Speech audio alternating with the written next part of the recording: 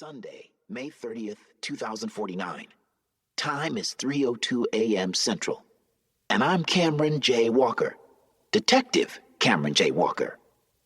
Where did I leave off in the last video? Sorry. My brain is just... Deep breath, Cam. Okay. We've covered a lot already. Nobody has seen these videos yet, but they'll make a great documentary one day. You, yes, you, will be able to hear the real story of the Futureland mysteries from me, my family, and my crew. Not just the gossip and made-up news floating around the internet. My first video gave a history of Futureland. Mom and Dad helped with that one because, well, I was only a baby back then. If Dooley was still here, she'd be helping me with these too. I really miss her. Sorry, I'm getting off topic. The last episode was me and the crew talking about the Atlanta mystery, when we defeated Blaze Southmore after he kidnapped my classmates, my parents, and tried to steal all of Futureland's tech. That was fun. I'll have to edit Earl chewing out of the audio, though. So, I guess if you've made it this far, it's time to talk about the New York mystery. You're gonna love this one. I'll get into the full details later in the episode, but here's the quick version. It all started when the mayor of Atlanta suggested we leave the city after we beat Southmore. She tried to make it seem like it wasn't a punishment, but we knew the truth. The city needed time to calm down from all the Futureland commotion. So we decided to turn course and make a fresh start in New York. There was only one problem. My buddy Yusuf snuck into Futureland. I didn't find him until we were already in the Big Apple. The longer I hid him from my parents, the worse things got.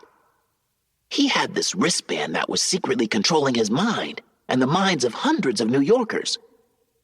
I teamed up with Inaya Bagayoko, the smartest 12-year-old in NYC, and eventually we traced the wristbands back to Claire Whiteborn.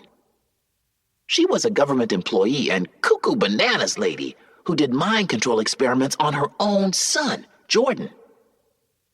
Whiteborn wanted to create an army of zombie workers to help build nightmare-themed carnivals all around New York. Creepy, right? We found connections between Whiteborn, Southmore, and a secret group of evil big shots called the Architects. Uncle Trey did an emergency mission to bring the rest of the crew to Atlanta. When they arrived, me, the crew, Inaya, and Jordan located Whiteborn's secret Haven Horrors Carnival. We even freed all the gliders from her mind control.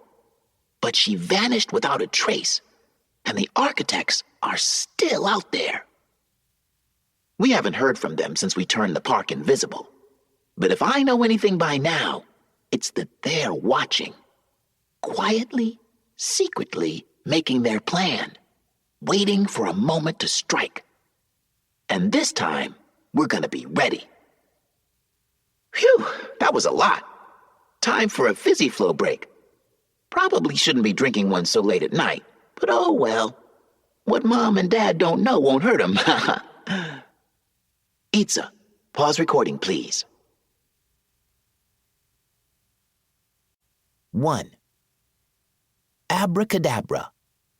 Sunday, May 30th, 2049. 10 a.m. You ever forget how bright sunlight is? No? Well, the reminders aren't fun. I rubbed a combination of sleep and sunshine out of my eyes. Then I stood up and finally dragged myself out of my room. I heard Uncle Trey snickering just a few feet away.